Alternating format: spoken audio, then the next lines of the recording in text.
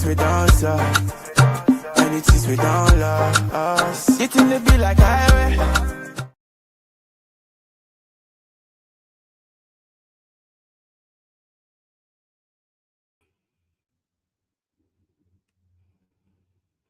Yes, indeed. Ladies and gentlemen, welcome to another episode of Barbaric Media. And I am your host, Barbaric Media. And we have my special guest, Dan Kovalik, coming back on. We got some stuff to talk about the election and also what's going on with Colombia. And then we'll also talk about more of the shutdown, which is the longest shutdown in American history. I will also be joined by Alex Suarez in a moment, who will also be turning. Can you remember from Unsavory Politique, which is shelved for right now? But Unsavory Politique will be back for people that have asked because, I thought people forgot about that part, but they have remembered, they have asked. So don't worry, I'm just making it better, which is why I haven't launched it again yet. So without further ado, we're going to bring on my special guest. Like I said, Alex Suarez will be on here shortly. The return of Professor Dan Kovalik. He is also a lawyer, writer. He has a new book out on Syria, and then also a new book out on Palestine as well too. Welcome back to the show, Dan Kovalik. Thanks for having me. It's always a pleasure. So as you can see the title, we might as well talk about that first. The crash out of the rich people, in particular Zionists and Christian fundamentalists, Christian nationalists are not very happy about I don't see it as a surprise, but to them, this was a surprise to them that Zoran Mandani won. And I would love to first get your thoughts on this historic election. I believe they said that more people came out than ever, highest voting rate since the 1960s in New York City. So I would love to have your thoughts on this, and especially on the reaction of the rich people. Yeah, no, it's look, it is very important. First of all, let me just, I'm excited, I'm happy. I think it is a very good thing. I think though, before I get real deep into it, it's always important to say I think New York City is not America, right? New York City is its own thing, right? And it's a beautiful thing, right? I saw recently it's the most international city in the world. It speaks over 700 languages are spoken there. Can you imagine? It's an incredible thing. There's only 200 countries in the world, and they have 700 languages that spoken in New York City. So we know New York is a unique and great part of America. I lived there for a few years. I love it. But it does, what people do in New York, they don't do in Columbus, Ohio necessarily. So we have to at least temper our excitement a little. But okay, with that said, New Yorkers came out. Cuomo received many millions of dollars more in contributions than Mandani, right? Right. And he won 22 million in estimate. Yeah. And by the way, after years of vilification of Muslims, right? In part because of 9/11 that happened in New York City, right?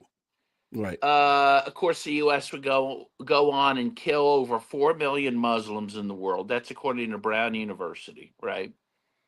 And notwithstanding that, they voted for a Muslim who supports Palestine and is critical of Israel. I applaud the people of New York City. And I do think to the extent it does reflect the rest of America, it reflects this. Americans are tired of both parties. They have been screwed by both parties. They know they've been screwed by both parties and they want change. And they're open to socialism, so we have to build on this. Now, I've seen some critiques of Mandani saying, well, he's not a real socialist. He's not going to really buck the system. Right. It's possible that's true. Okay. But I don't care about him as a person. I care about the people who voted for him and that they do want socialism. They want better infrastructure. They want social services for the poor and working people. They're tired of the super rich getting everything and themselves getting nothing. And again, put him aside. This is good, right? I remember when Barack Obama was elected the first time, and I really, I was one of the people really was happy about that and supported him. And I was happy to have a black person as president. And strangely enough, it was Rudy Giuliani, maybe a different person at that time. He's kind of gone nuts, but he said something that was very true. He said this election of Barack Obama, a black man in America, made America an honest country, right? That this was some historic turning point. In the end, Right. it really wasn't that much because Obama was a disappointment. But again, forget about him. The fact that Americans voted for him was important, right? The fact that New Yorkers voted for Mondani is important. And it shows, I think, especially the leftists, that America is not a lost cause, right? Sometimes we can all be like, Right. Americans are bad and they're reactionary and, American exceptionalism. They're never going to embrace socialism. They're backward, they're racist, da da da. It's a good day. It's a good day. And we should be happy. We should feel good. Again, we shouldn't go crazy about it, but it's a good thing. And the world And sees it is a good thing. Yeah. exactly, yeah. And the last time I spoke to you, I sounded more like a downer on the working class because of how hard it is with Trump going. And that was just me looking at social media. I have to remember that when you are out in grassroots, you see a lot of people. We have Alex Suarez. Let's add Alex Suarez to the stage.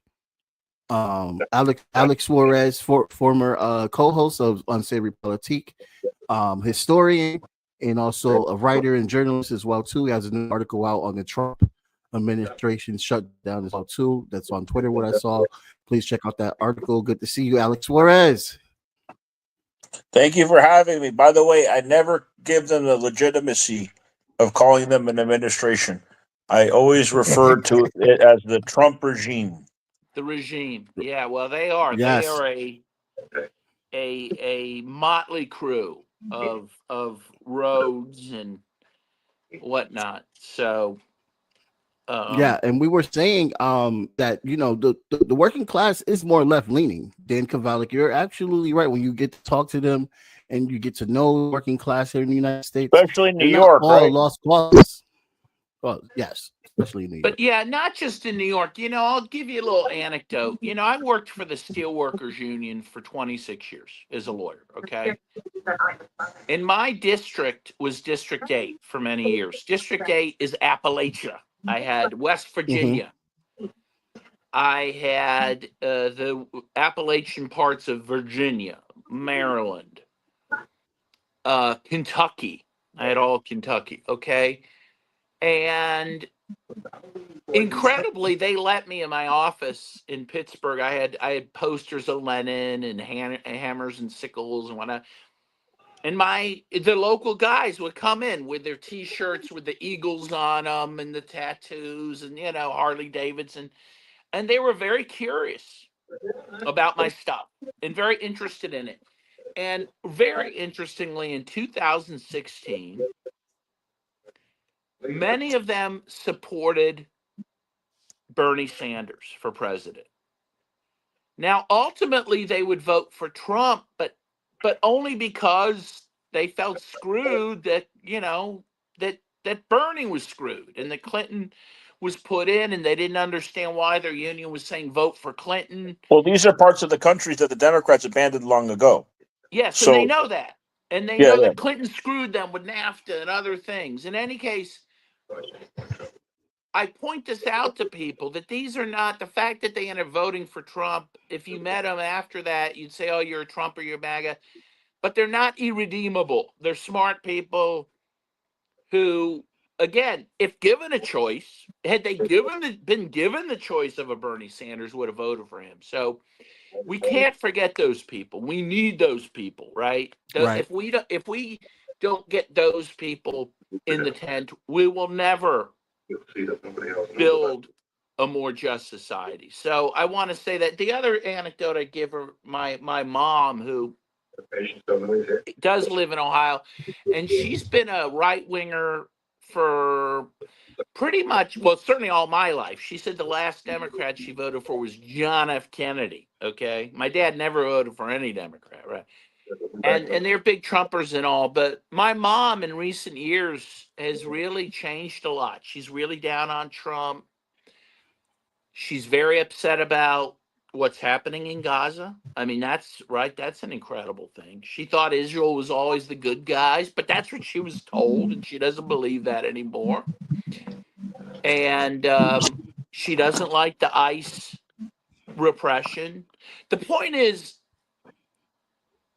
the American people are reachable, and if we don't reach them, shame on us, right?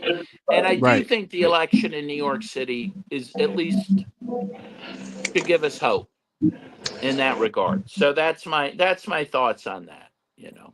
Yeah, and I totally agree with that. I think it's very, very important to keep that in mind, especially when we're like in the belly of the beast, and the beast is very beasting, because it makes you want to believe that there is a mindset that everyone just wants to just be okay with this purge, be okay with immigrants being disappeared, be okay with black Americans and Latin Americans also being disappeared. And you know, the comic session is just gun ho now. It's like the Wild Wild West. So it's really, really important to Can I make out. my 2 million point that people. Oh yeah, go ahead. I wanted to briefly make the point, one of the main points that I brought up in my recent article. Right. And the title was why I think Trump will lose his war of starvation on the working class. And I gave an analogy to the actions at the Venezuelan embassy 6 years ago. You remember, Dan?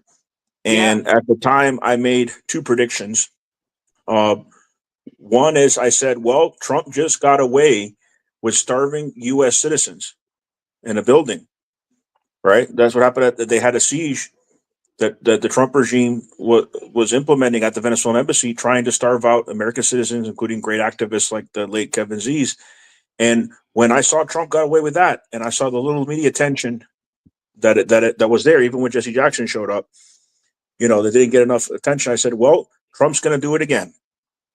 And it's exactly what he's doing now, fighting the courts and doing everything possible to have, 43 million Americans be without food stamps. And so I see it in the context of a war on the working class, some of them who even voted for him. And my second prediction that I made at the Venezuelan embassy was when I confronted what they're known as the squalidos, the Venezuelan exiles. I told them to their faces in Spanish, I said, Trump will betray you. And it's exactly what's happened. Trump has deported countless Venezuelans. Many of them were the same ones that were in Washington then. There was a very famous Cuban American who was one of the main leaders in the Trump campaign to get him elected. And her husband was just deported back to Cuba. And so this is how he's thinking, the people that were supporting him. And, you know, this is nothing new. Remember the famous Kissinger quote. One of the times he actually said something that was true. You know, he said, the U.S. has no allies. It only has interests. You have Noriega, Saddam, you know, so-called friends of the U.S. empire that were later betrayed. I believe Kissinger also said once, it's very dangerous to be an ally of the United States, something like that, you know? And so these people that have sold out. Yeah, he specifically said to be an enemy of the U.S. is dangerous. To be a friend is fatal. To be a friend is fatal. Yes. And that was one of the times he was saying something that was true. But of course, does that mean that I agree that he was given when he was given 1973 the Nobel Peace Prize? Absolutely not, because that's when the genocide in Cambodia that he was backing was going on. I mean, that's just as bad as giving the Nobel Prize to Maria Machado, who's dedicated all her time the past few years to begging Netanyahu and Trump to invade Venezuela and give their oil. I mean, you think somebody like that deserves the Peace Prize? It's ridiculous. It's just as bad as back in 1973 when they were giving it to Kissinger during that war. Right. Yeah, no, I can't say enough bad things about the Nobel Prize Committee. And by the way, at a time when a genocide's being committed in Gaza, like all the people Right. that could have given it to in Gaza, the doctors and You think? journalists, unbelievable, at best tone deafness, if not complete reactionary ism. I mean, clearly designed to support the U.S.'s aims in Venezuela, right? I mean, the timing could not have been more clear. But again, great. We get to see that our Western institutions are corrupt. We're seeing the masks slip off, right? Right on, my friend. And Yep. so be it. So be it. Let us see the truth. And a lot And of I would like people to are hear like, about your Colombia. yeah, you want to talk about Colombia? Yeah, I'm going Yeah, there we might tomorrow. get right into that. I Yeah, mean, so they revoked Petro's visa. He would have shut down the U.S. bases already if there wasn't so much, and was it the Parliament of Colombia, a lot of paramilitary right-wing people that want the U.S. bases to stay there, right? But this is just madness what he's doing to Petro for speaking out on Palestine at the UN. Oh yeah, Yeah, no, and it's you're terrible. And representing him, Petro. I'm heading to Colombia tomorrow to see Petro and to talk about what we're going to do to challenge all this. Petro, I think, has emerged as one of the great world leaders in terms of condemning the Gaza genocide. In There was a terms, bounty on Maduro's head that prevented him from going to New York. And so I was glad that Petro stood up and spoke as what Maduro would speak, as any leftist leader would speak, but then they revoked his visa too, right? yeah, well, not only that, now they put him on the OFAC list, which means that Oh, they're no. trying to crush him economically. They had Alex Oh, Saab man. on the OFAC list too. That's terrible. Yeah, well, another parallel with Saab is that Petro tried to refuel in Cabo Verde, and they refused to refuel him. He had to go to Spain and get refueled there. Cabo Verde is still acting like sellouts. Yeah. Well, actually, it wasn't Cabo Verde the government's fault. It was a U.S. company that was at the airport that wouldn't refuel him, even though they've had a long-standing contract with the Colombian government to do that. That's crazy. Which, well, by the way, Cabo Verde is in grave danger of, the one thing they have is that people have historically liked to go there to refuel because it's in a very convenient place, It's near Africa. Yeah, on the coast of Africa. You'd be nuts now to want to go refuel there. I mean, because, again, when Alex Saab was arrested there, Petro couldn't get refueled there, it's not even in their good self-interest to act like this, but that's how it goes. The other thing I'm going to talk to him about is the possibility of filing a lawsuit on behalf of some of these people killed in the Caribbean by the United States. Why has Trinidad and Tobago gone along with it? They killed one of their own citizens, an innocent fisherman. Yeah, no, I know. Well, we don't need the government of Trinidad to do it. All we need are some of the families of the deceased to go along with it. So I'm going to talk to him about that. Yep. In any case, the struggle happening now in Colombia, Venezuela, it's very important. Cuba, Nicaragua.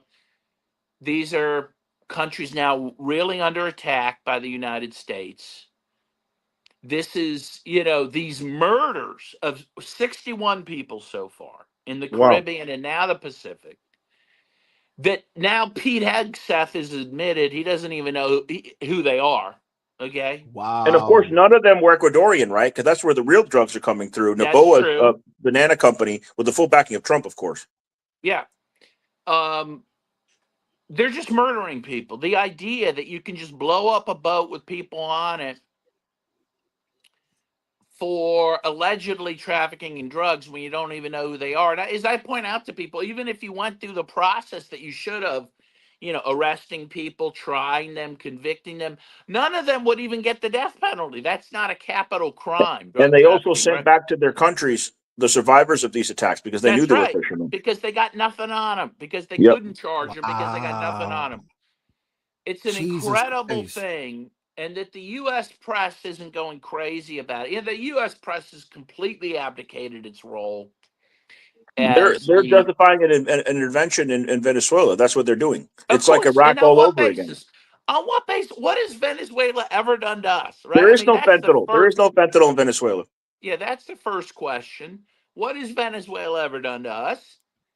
What basis do you have to just invade another country because you don't like their president? Even if you view, let's, they've, even if you question the legitimacy of the last election in Venezuela, people Right. have questions about many U.S. elections. I mean, the Exactly. They're 2000 one challenging being Madani's election now too. the most notable. It doesn't justify foreign intervention, right? Right. You need Security Council authorization to do that sort of thing. And again, the press doesn't care about any of this stuff anymore. It doesn't care about the rule of law. It doesn't care about human rights. Again, the mask is slipping. That this is the theme of the day.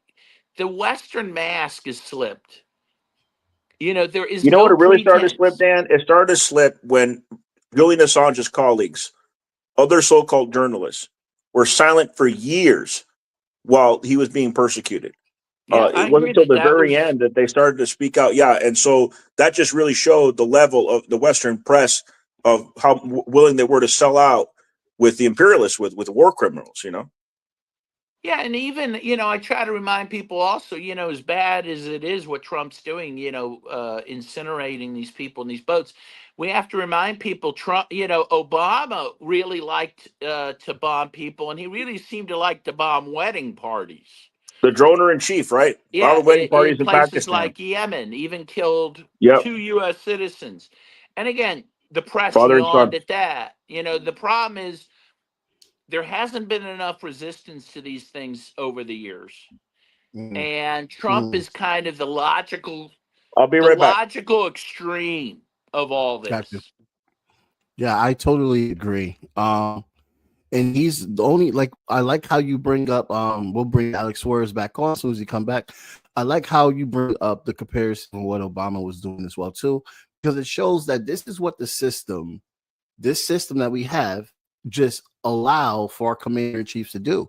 And Trump is just doing what his predecessors have put into place for him to be able to do.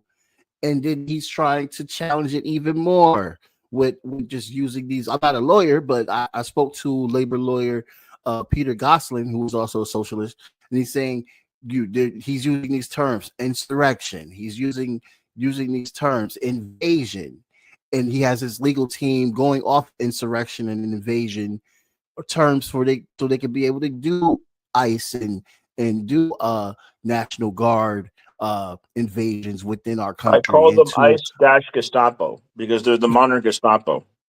Oh, they yes, really are. definitely. What they're doing, this is crazy what's happening. And I think, well, this gets into the next topic I know you want to talk about, and that's the government Historic shutdown. shutdown. Yeah. It's very clear what's happening and I did a little video on X about this today, that the U.S. the Trump administration is trying to provoke chaos in the United States, right? Yep. By the shutdown, by the denial of food stamps, by the ICE violence, Right. and by the what's happening now at the U.S. airports, right? And he wants to use that to justify even more repression. And you see that people like Marco Rubio, Pete Hegseth, a couple others I forget, are now living on U.S. military bases. They moved out of their homes. They're living on U.S. military Because they don't bases want to deal with the consequences of their actions, these pogroms by the ICE Gestapo, because they now trying to know, starve the yeah, working they class. know that incredible chaos and government repression are coming. And most people on food stamps are working, but they're on starvation wages. That's how the system is by design. Of course. And now did you see now we've lost 1 million jobs this year? 1 million jobs. And a lot of those, and again, this isn't by accident. This isn't because of markets. It's because the economy is not collapsing, it's being collapsed intentionally. And the They're trying to shutdown is dismantle the part of state. that. Yep. What's that? They're trying to dismantle the state. That's all part of the Yeah, plan. dismantle the state, dismantle the economy for the people, right? The Mm-hmm. economy, so that the super rich can gain more wealth, in the midst of that chaos. They see us as peasants. If you're not part of the elite, you're just peasants. Yeah, I mean, at best. I think that they, you know, view us as chattel even. It's a very scary time, and again, that's why the election of Mondani at least is some hope in that people are furious. I think people, even many MAGA people, are seeing what I'm saying. They're wondering, why is this happening? And I they thought thought Trump. Islamophobia was going to work. But New Yorkers are fed up with Islamophobia. Like, that was their best attack against Mandani, that, oh, he's a Muslim. So Yeah, what? and He admits people he's a just Muslim. laughed at it. I saw a great. I'm sure you've all seen some great spoofs on all this. One was, here's how a lot of people, see, what's going to happen to New York under Mondani, and they had a New York subway, and the new announcement was, Habibis, hello, alhamdulillah, inshallah, the next stop will be Brooklyn, and I just thought it was beautiful, people saw through all that stuff. Yes, they did. So, Yeah. yeah, but this, watch what's happening with this shutdown, and the He's cruelty. only 34, by the way. He's younger than me, and that's good. You need some new blood in there. Yeah, of course. No, I mean, this is, again, it's a hope. We can't get too excited, because also, I honestly worry about his safety and security. The right is joking about killing him and whatnot, and he doesn't get Secret Service protection. I don't know what kind of protection he gets, but you see him riding the subway with his wife. I don't think he can do that anymore. I mean, I No. really think he needs to be very, very careful. Yeah. um you know this is a very dangerous time in America and the world. And the best people that the Democrats could find for the primary was Cuomo? No, that is Why an do they keep incredible finding thing. terrible candidates? I don't get it. Let's get the guy who killed all these elderly during the pandemic, who's been accused of multiple counts of sexual harassment, Yeah. who otherwise Crazy. is just completely unlikable. Let's make him the guy to run against Mondani. I mean, that's the best you got. It's like when Yeah. That's the they, best the Democratic they establishment got has. Kamala, who didn't get a single delegate. Yeah, Tulsi Gabbard got more delegates than her. She's like the most unlikable, and they wanted her to they rigged the primary so that she could run against Trump instead of Biden. I mean, yeah. this I is mean, they don't learn. they either don't learn, or you have to almost believe they want to lose. They don't want Yeah. power, right? I mean, right? That, like, oh, and by the way, you saw that both Kamala Harris and Bill Clinton put out these nice eulogies for Dick Cheney, calling him Yeah, a he's a great war criminal. Yeah, American, and yeah, again, a guy who brought us into wars that have cost us trillions of dollars, he was the many, brains behind Bush. yeah, thousands of American lives and millions of Muslim lives abroad. And they're saying he's a great American. I think Obama Insane. also had some nice things to say. Yeah. He did. This is They liked that he was craziness. against Trump, but he was a war criminal. Yeah, Right. yeah. And so, anyway, this is why we need to know our history, recent and otherwise, why we need to pay attention to what's happening. I can't tell what animal is that. Is that a cat? That's my cat. That's I my was like, cat. I hope it wasn't a raccoon. It kind of looked like a raccoon for a She second. has like a raccoon tail. Yes, she. In Yeah, fact, I was she gonna was a say you got stray. like Who knows? Maybe she's a I don't know if hybrid. that's Here she is. I don't know if that's a Hemingway cat, like one of those 6-toed cats. Is that a Lennon cat or a Hemingway cat? I don't know. Yeah, yeah, Vladimir Lenin liked his cats too. yeah. No, she's very sweet. She's my new friend. So, with that said, and we're about at the 30-minute mark, so I think I'm going Yep. to run. As I said, I fly tomorrow morning. Inshallah, if the airlines let me to Colombia. Yeah, not And only that, with the shutdown, people are having issues Friday flying out of that's to what I places. mean. So I don't know. Yeah, yeah. I'm just going to do my No, best. I thought they might try to Yeah. I'm saying as a joke, but I thought you might have meant like they're going to try to intercept your plane, like kind of Alex Saab you, but. Yeah, well, not that. Although they could Scott Ritter me and take away my passport. Who knows? Oh, So no. we'll see how it all goes. But inshallah, I'll go and be back. And I we want to can hear talk from about it. you what Petro's like. Is this the first time you're going to meet him? Oh no, I've known him for 20 years. Okay, yeah, he's a very brave man. I have a lot of Yeah. respect for him, and he's done a lot to reconcile with Venezuela. And of course, the imperialists are very pissed about it. But if anything, these attacks on the Venezuelan and Colombian fishermen are uniting the two countries now more Of than course. ever. And now you got Trinidad and Tobago pissed off because they killed one of their fishermen too. So Yeah, no, it's an interesting time. We live in interesting times. So, Well, thank you so much, Dan. okay, you're welcome. thanks, Dan. Thank you so much Take for your care. time. Have a good Absolutely. flight, my travels. brother. Thank you. Thank you. Bye-bye. All right. I had no idea he was going to go meet Petro. I knew he met Maduro. I didn't know he knew Petro. I also knew that he For knows. 20 years. Well, he also knows the president of Nicaragua, Right. the Sandinista. What's his name? Ortega. Yeah, he knows Daniel Ortega. Yep. But yeah, so he knows at least 3 heads of state. That's interesting. I don't know if he knows Putin. I know he's traveled to Russia. He's been to Novorossiya, the former Ukrainian territories, but he certainly knows a lot of people. Yeah, man. Yeah. Very good. Very. So I very want to let great people know man. because some people knew when I left the show, and I still have other obligations, so I'm just coming on as a guest. But they knew when I left the show that I was going to become a public school teacher. And there's been enough time since I resigned that I'm comfortable to talk about it a little bit. Not to get too off topic. It is related, though, because I saw firsthand how DeSantis is trying to implement fascism.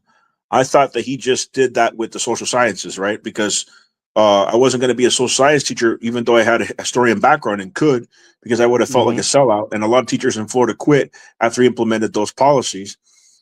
But I thought in the literature department I'd have some leeway, but not so much either. Like if I want specific books, you have to have approval from Tallahassee, from the state capital here.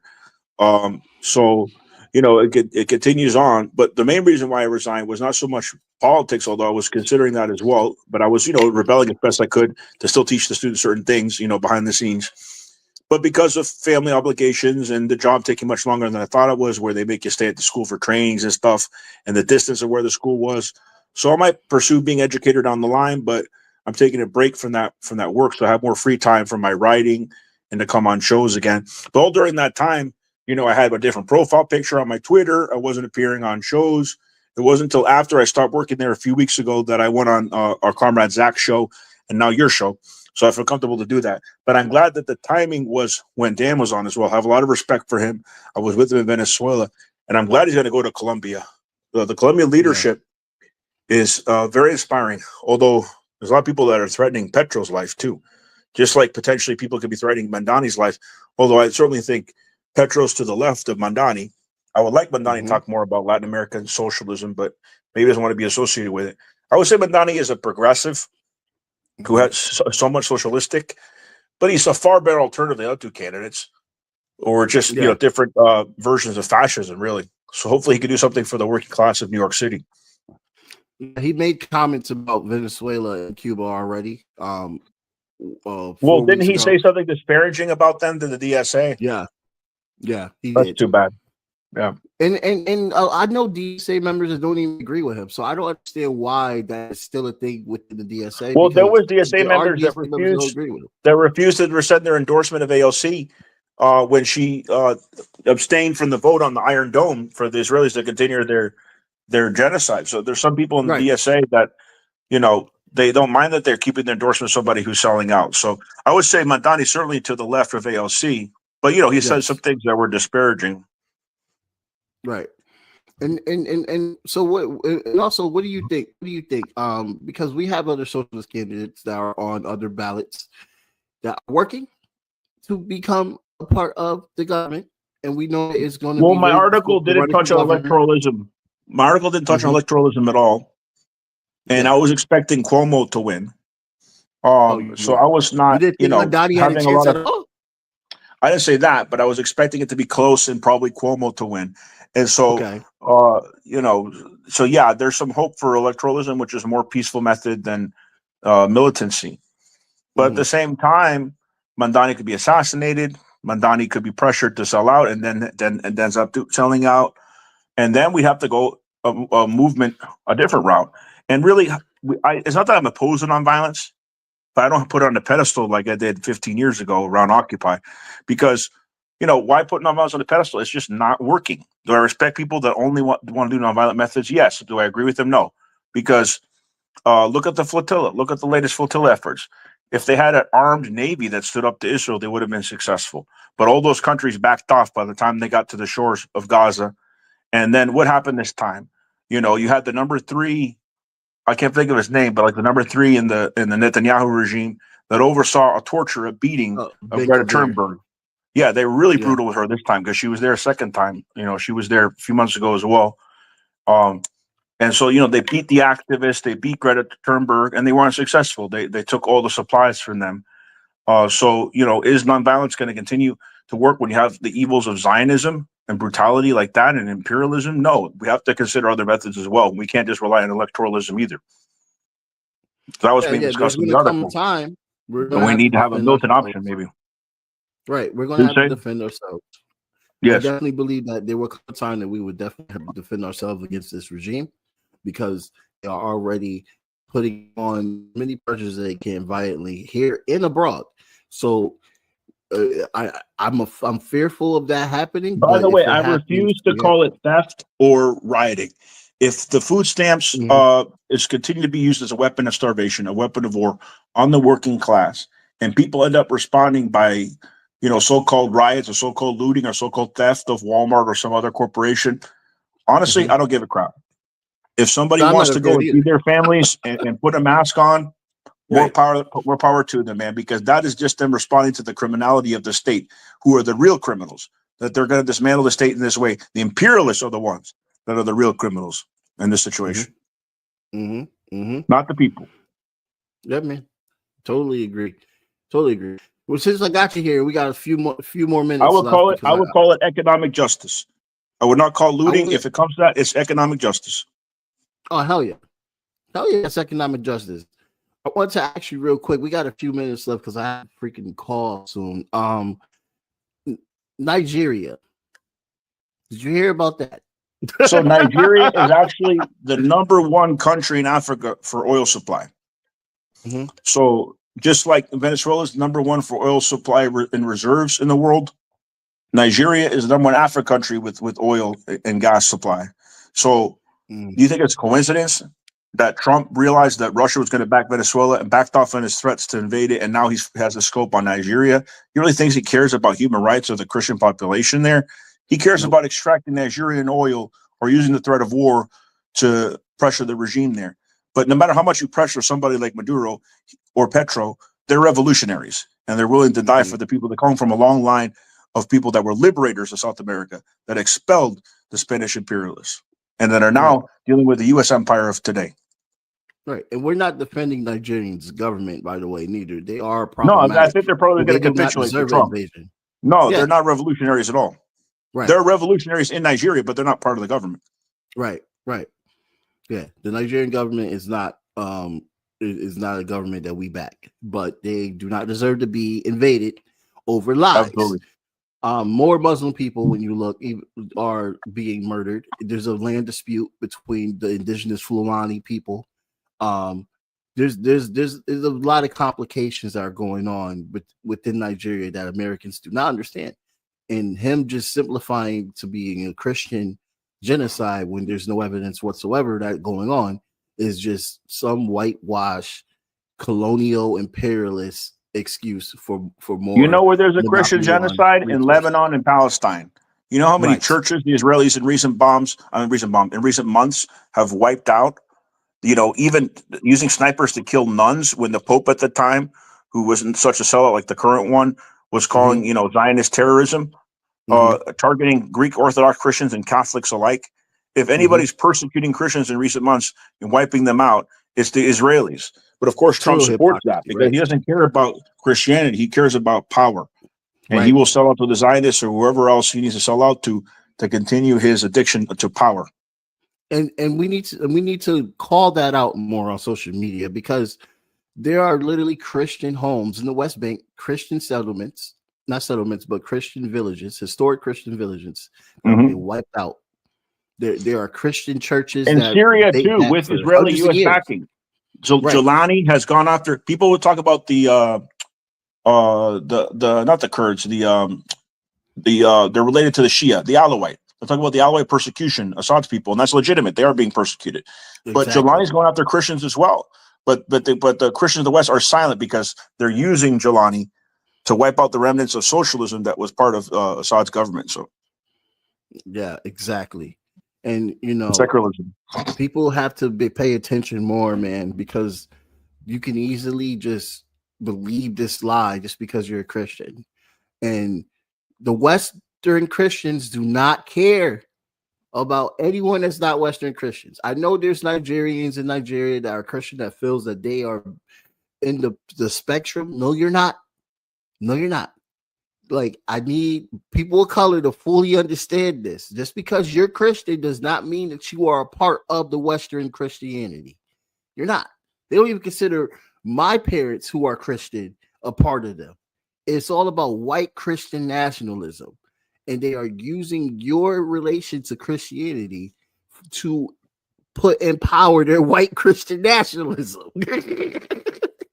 That's what the fuck. By the way, a perfect example of a Gestapo tactic when it came to the vigilantes known as Gestapo, well, ICE.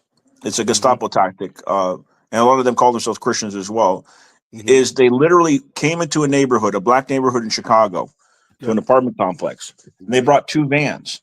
And one van was they meant for all the African Americans to throw in if any of them put up any type of complaint about them rounding up the brown people in the building, their neighbors. Right. So they went in with the intention to round up Americans and put them in one van and the immigrants in another. How's that not Gestapo tactics? Like when they separated Jews from non-Jews? That's pure Gestapo tactics. Yes. It's literally the textbook definition. And they were picking up 3 or 4-year-old children, getting them naked and dragging them out. 3 or 4-year-old brown children. How's that not child abuse? How's that not terrorism? How are they not designated domestic terrorists? Instead, they're given all this money. There needs to be resistance to this, and they're not going to respect nonviolence. You know that. Right. Police only understand force. And what more do you think Brendan Johnson should be doing? He also made it. This is the mayor of Chicago for people that don't know who Brendan Johnson is. He also made it legal through the courts that they can now arrest ICE agents. He has ICE-free zones. Well, it's called a citizen's arrest. You can have a citizen's arrest of ICE agents. That would be legitimate. I've seen videos of people stopping an arrest from ICE agents and the ICE agents running away because they're cowards. Once they saw the people on their cameras out and they were violently, preventing them from arresting somebody, that person was freed. So in the face of ICE agents, do not treat them like regular government officials. You need to resist against them. They're completely illegitimate. Yeah, and from my perspective, I think that it will be very, very effective if we do push this strong narrative of a general strike and making sure that we are protected to defend ourselves against the regime.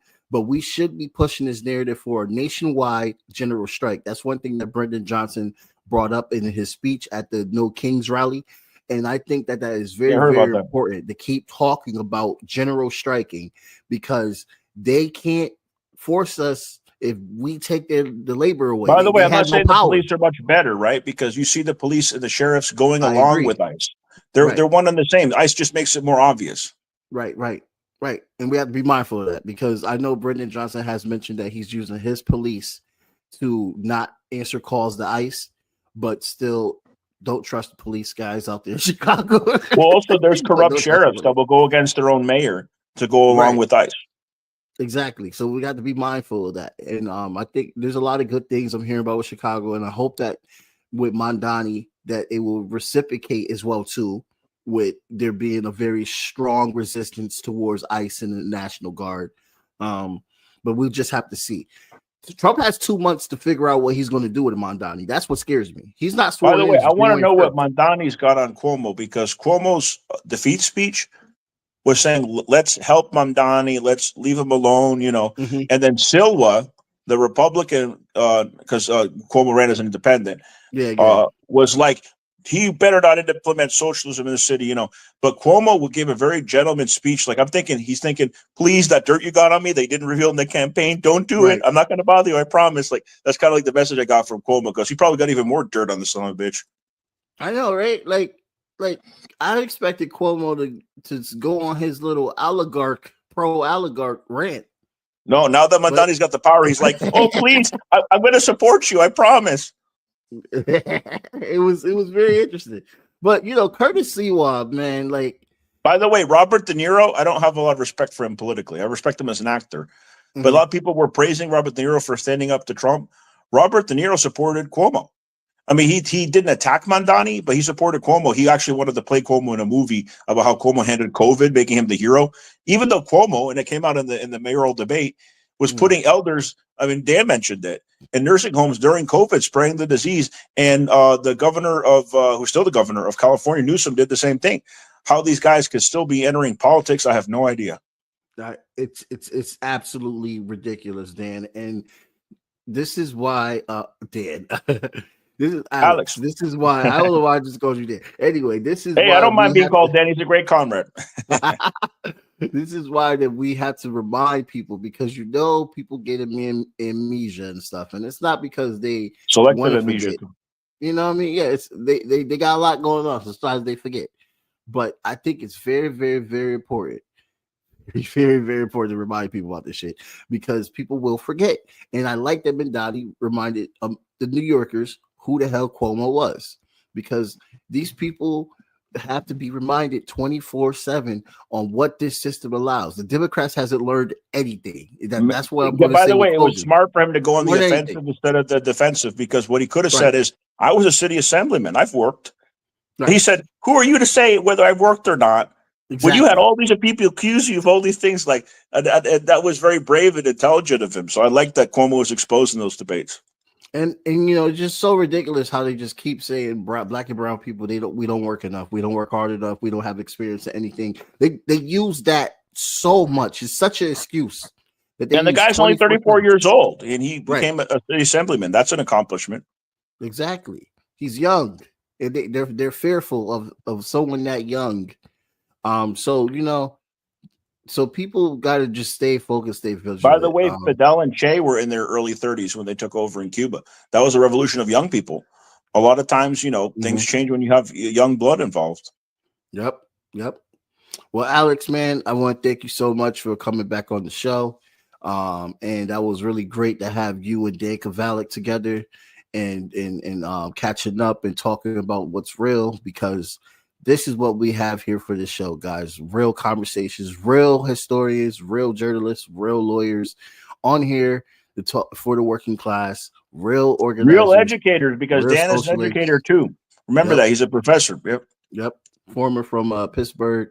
So I hope people enjoyed this surprise episode.